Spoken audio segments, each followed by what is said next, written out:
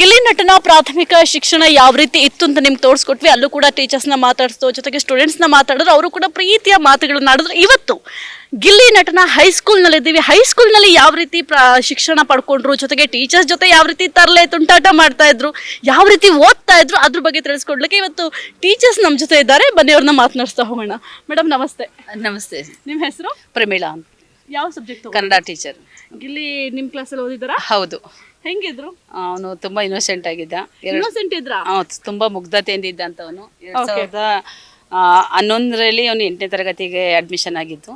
13-14ನೇ ಬ್ಯಾಚಲ್ಲಿ SSLC ಮುಗಿಸಿದಂಥದ್ದು. ಹಾಗಾಗಿ ಅವನು ಇವಾಗ ಹೇಗೆ ಇದ್ದಾನೆ ಅದಕ್ಕೆ ವಿರುದ್ಧವಾದಂತಹ ಗುಣ ಅವನು ಹೈಸ್ಕೂಲಲ್ಲಿ ನೋಡಿದ್ದು ನಾವು.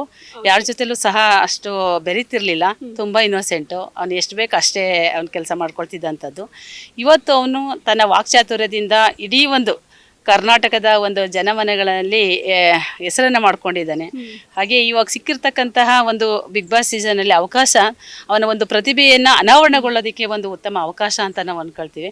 ಹಾಗೆಯೇ ಅವನ ಒಂದು ಪ್ರತಿಭೆ ಇನ್ನೂ ಸಹ ಮುಂದುವರಿಲಿ, ಹಾಗೆ ಅವನ ಜೀವನ ಉತ್ತಮ ರೀತಿಯಲ್ಲಿ ಇರಲಿ, ಈ ಬಿಗ್ ಬಾಸಲ್ಲಿ ಅವನು ವಿನ್ ಆಗಲಿ ಅಂತೇಳಿ ನಮ್ಮ ಎಲ್ಲ ಶಿಕ್ಷಕರ ಪರವಾಗಿ ನಾವು ಕೇಳ್ಕೊತಾ ಇದ್ದೀವಿ. ಓಕೆ ಮೇಡಮ್, ವಾಕ್ಚಾತುರ್ಯ ಅಂತ ಹೇಳಿದ್ರಿ, ಜೊತೆಗೆ ಇಷ್ಟರ ಮಟ್ಟಿಗೆ ಪದಗಳ ಜೋಡಣೆ ಮಾಡ್ತಾರೆ, ಬಹಳ ಖುಷಿ ಆಗುತ್ತೆ. ಒಂಥರ ಡಿಫ್ರೆಂಟ್ ಆಗಿರುತ್ತೆ, ಮತ್ತೆ ಸ್ಪಾಟಲ್ಲಿ ಮಾತಾಡ್ತಾರೆ. ಇದು ಕನ್ನಡದಿಂದನೇ ಬಂತ ಅಂತ?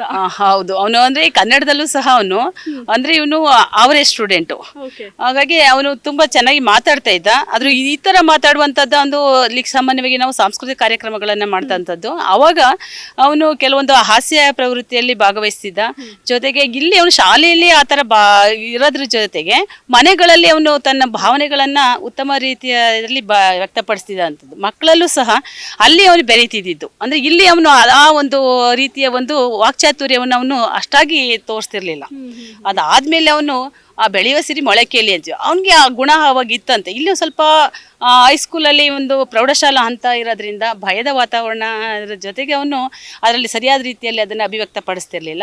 ಆನಂತರ ಅವನು ಸುಮಾರು ಕೆಲವು ಶೋಗಳಲ್ಲೆಲ್ಲ ತನ್ನ ವಾಕ್ಚಾತುರ್ಯದಿಂದ ನೋಡಿ ಯಾವ ರೀತಿ ಪ್ರಾಸಬದ್ಧವಾದಂತಹ ಪದಗಳನ್ನು ತಕ್ಷಣವೇ ಅವನು ಕ್ರಿಯೇಟ್ ಮಾಡಿ ಹೇಳ್ತಕ್ಕಂಥ ರೀತಿ ತುಂಬ ಚೆನ್ನಾಗಿದೆ ಎನ್ನುವಂಥದ್ದು. ಹಾಗಾಗಿ ಮೇಡಮ್ ಎಷ್ಟು ಖುಷಿ ಇದೆ, ಯಾಕೆಂತಂದ್ರೆ ನಿಮ್ಮ ಶಾಲೆಯ ವಿದ್ಯಾರ್ಥಿ ನಿಮ್ಮ ಕೈ ಕೆಳಗಡೆ ಓದಿ ಬೆಳೆದಿ ಇಷ್ಟು ದೊಡ್ಡ ಹೆಸರು ತಗೊಂಡಿದ್ದಾರೆ. ಜೊತೆಗೆ ಎಲ್ಲರೂ ಕೂಡ ಗುರುತಿಸ್ತಾರೆ. ಜೊತೆಗೆ ಊರು ಅಂತಂದ್ರೆ ಗಿಲ್ಲಿ ಊರು ಅಂತ ನಾವು ಬರುವಾಗ ನೋಡಿದ್ವು, ಬೋರ್ಡ್ ಕೂಡ ಹಾಕಿದ್ರು. ಬಹಳ ಖುಷಿ ಆಗುತ್ತೆ. ನಿಮ್ಗೆ ಎಷ್ಟು ಖುಷಿ ಆಗುತ್ತೆ? ತುಂಬಾ ಖುಷಿ ಆಗುತ್ತೆ. ಯಾಕೆಂದ್ರೆ ಗ್ರಾಮೀಣ ಪ್ರತಿಭೆ, ಹಳ್ಳಿಯ ಹುಡುಗ ಎಲ್ಲರ ಅಂದ್ರೆ ಈಗ ಕರ್ನಾಟಕದಾದ್ಯಂತ ಜನರ ಮನಸ್ಸಿನಲ್ಲಿ ಅಚ್ಚಳಿದಂತ ಒಂದು ಹೆಸರನ್ನ ಮಾಡ್ತಾ ಇದ್ದಾನೆ ಅಂತಂದ್ರೆ ನಮ್ಮ ಶಾಲೆ ಈಗ ಒಂದು ರೀತಿಯಲ್ಲಿ ಎಲ್ಲ ಕಡೆ ಪ್ರಚಾರ ಆಗ್ತಾ ಇದೆ. ಹಾಗಾಗಿ ಇಲ್ಲಿ ಗಿಲ್ಲಿ ಓದಿದ ಶಾಲೆ ಅಂತಂದ್ರೆ ಅವ್ರು ಕಲಿಸ್ತಂತ ಶಿಕ್ಷಕರಿಗೆ ಹೆಮ್ಮೆಯ ವಿಚಾರ. ಹಾಗಾಗಿ ತುಂಬಾ ಖುಷಿ ಆಗುತ್ತೆ. ಇಲ್ಲಿನ ಜನರ ಈಗ ಕರ್ನಾಟಕದ ಜನತೆಯ ಮಗನಾಗಿ ಇರುವಂತವನು ಅವನು. ಹಾಗಾಗಿ ಇಲ್ಲಿ ಮೂಲತಃ ಅವನ ತವರೂರು ಇದೆಲ್ಲ. ಹಾಗಾಗಿ ಮಳವಳ್ಳಿ ತಾಲೂಕು ಅನ್ನುವಂಥದ್ದು. ಹಾಗಾಗಿ ಅಲ್ಲಿನ ಪ್ರತಿಯೊಬ್ಬ ಯುವಕರು ಸಹ, ಪ್ರತಿಯೊಬ್ಬ ತಾಯಿನೂ ಸಹ ಅತ್ಯಂತ ಪ್ರೀತಿಯಿಂದ ಅವನನ್ನು ಹಾರೈಸ್ತಾ ಇದ್ದಾರೆ ಎನ್ನುವಂಥದ್ದು. ಹಾಗಾಗಿ ನಮಗೆ ತುಂಬ ಖುಷಿಯಾಗುವಂತಹ ವಿಚಾರ. ಅವನು ತುಂಬ ಗೆದ್ದು ಬರಲಿ ಎನ್ನುವಂಥದ್ದು ಆನೆಸ್ಟಾಗಿ ಪ್ರಯತ್ನ ಮಾಡ್ತಾ ಇದ್ದಾನೆ.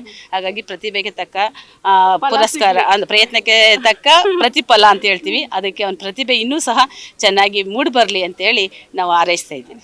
ಮೇಡಮ್, ಇನ್ನು ಕನ್ನಡ ಟೀಚರ್ ಅಂತಂದ್ರೆ ನಾವು ಕೂಡ ಸರ್ಕಾರಿ ಶಾಲೆಯಲ್ಲಿ ಓದಿದ್ದು, ನಮ್ಗೆ ಸ್ವಲ್ಪ ಪ್ರೀತಿ ಜಾಸ್ತಿ ಕನ್ನಡ ಟೀಚರು ಅಂತಂದ್ರೆ. ಅದೊಂದು ಬಾಂಡಿಂಗು ಗಿಲ್ಲಿಗೆ ಒದೆ ಕೊಟ್ಟಿದ್ದೀರಾ? ಇಲ್ಲ ಮೇಡಮ್, ಈಗ ಏನಾಗಿದೆ ಅಂತಂದ್ರೆ ಅವನು ಎಲ್ಲರ ಹತ್ರನೂ ಪೆಟ್ಟು ತಿಂದಿರೋದು ಕಡಿಮೆನೆ. ಯಾಕೆಂತಂದ್ರೆ ಅವನಿಗೆ ಮೊದಲೇ ಹೈಸ್ಕೂಲಲ್ಲಿ ಶಿಕ್ಷಕರು ಏನಾದ್ರು ವರ್ಕ್ ಮಾಡಿಲ್ಲ ಅಂತಂದ್ರೆ ಪನಿಷ್ಮೆಂಟ್ ಕೊಡ್ತಾರೆ ಅನ್ನುವಂಥದ್ದನ್ನ ಈಗಾಗಲೇ ಅವ್ನು ತಿಳ್ಕೊಂಡಿದ್ದ. ಯಾಕೆಂದ್ರೆ ನಮ್ಮ ಶಾಲೆಯಲ್ಲಿ ಅವ್ರ ಅಕ್ಕ ಅಣ್ಣ ಎಲ್ಲರೂ ಸಹ ಅಭ್ಯಾಸ ಮಾಡಿದಂಥದ್ದು. ಹಾಗಾಗಿ ಕೆಲವೊಂದು ಗಣಿತ, ಸಮಾಜ ಈ ಥರ ಬೇರೆ ಟಫ್ ಸಬ್ಜೆಕ್ಟ್ಗಳಲ್ಲಿ ಒದೆ ಕೊಟ್ಟಿರ್ಬೋದು. ಆದರೆ ನನ್ನ ಕನ್ನಡ ಅದರಲ್ಲಿ ನಾನು ಒಂದ್ಸಲ ನನ್ನ ಹೊಡೆದಿಲ್ಲ ಅಂತ ಅನ್ಕೊಳ್ತೀನಿ ಸರ್. ಯಾಕೆಂದ್ರೆ ಎಲ್ಲಾ ಕೆಲಸನೂ ಸಹ ಅವ್ನು ಮಾಡ್ಕೊ ಬರ್ತಾ ಇದ್ದ. ಜೊತೆಗೆ ಹೌದು, ಈಗ ಸಾಮಾನ್ಯವಾಗಿ ಬೇರೆ ಸಬ್ಜೆಕ್ಟ್ಗಿನ್ನ ಕನ್ನಡದಲ್ಲಿ ಮಕ್ಕಳು ಜೊತೆ ಬೆರೆಯುವಂಥದ್ದೇ ಇದೆ.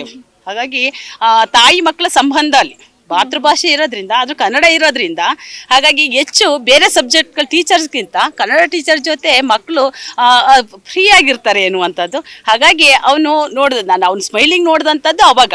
ಇವಾಗ ಹೇಗಿದ್ದಾನೆ ಅವನು ಅದೇ ರೀತಿಯಲ್ಲಿ ನನ್ನ ಜೊತೆ ಇರ್ತಿದ್ದಂಥದ್ದು. ಹಾಗಾಗಿ ಅದು ತುಂಬ ಖುಷಿ ಆಗುತ್ತೆ. ಏನು ಹೇಳ್ತೀರಾ ಮೇಡಮ್, ಈಗ ಬಿಗ್ ಬಾಸ್ ಸೀಸನ್ 12 ಅಲ್ಲಿ ಏನು ಅನ್ನಿಸ್ತಾ ಇದೆ ಗಿಲ್ಲಿ ನೋಡ್ತಾ ಇದ್ರೆ? ಅವನು ತುಂಬ ಚೆನ್ನಾಗಿ ಆಡ್ತಾ ಇದ್ದಾನೆ. ಹಾಗಾಗಿ ಅವನು ಎಲ್ಲದಕ್ಕೂ ಸಹ ಆಸೆನೇ ಒಂದು ಬೆಳೆಸ್ಕೊಳ್ತಾ ಇರುವಂಥದ್ದು. ಜೊತೆಗೆ ಇದು ಏನಾಗ್ತಾ ಇದೆ, ಹಾಸ್ಯ ಪ್ರವೃತ್ತಿ ಎನ್ನುವಂಥದ್ದು ಎಲ್ರಿಗೂ ಬರಲ್ಲ.